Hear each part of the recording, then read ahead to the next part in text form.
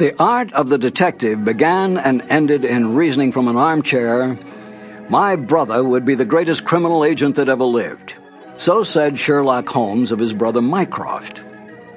Hello, I'm Harry Bartell, and welcome to 2 more exciting Sherlock Holmes adventures.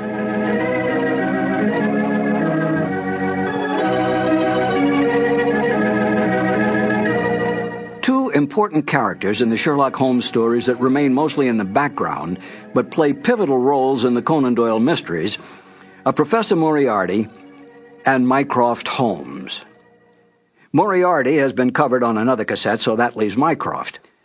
What of this brother that Sherlock thought so highly of? Mycroft, older than Sherlock by 7 years, was a huge man, corpulent and slow-footed. If anything, he preferred to sit and think.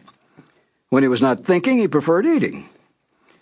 Completely fixed in his ways, he would limit his area of activity between his Pall-Mall lodgings, the Diogenes Club, and Whitehall, all within a short distance of each other.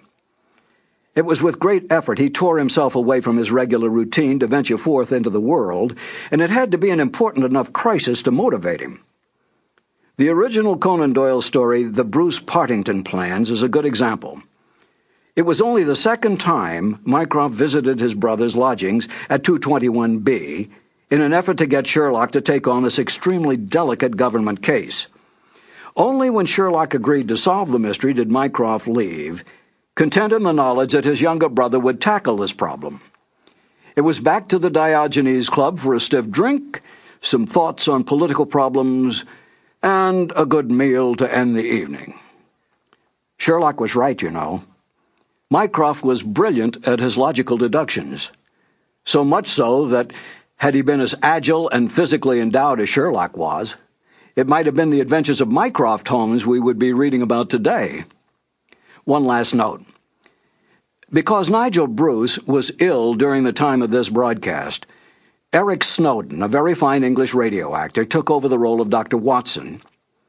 In 1949, when Ben Wright played Sherlock Holmes in the last season of the show, it was Eric Snowden who played opposite him as Dr. Watson.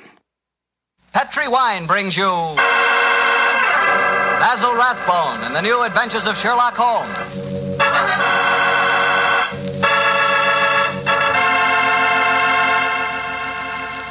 The Petri family, the family that took time to bring you good wine, invites you... Sample complete.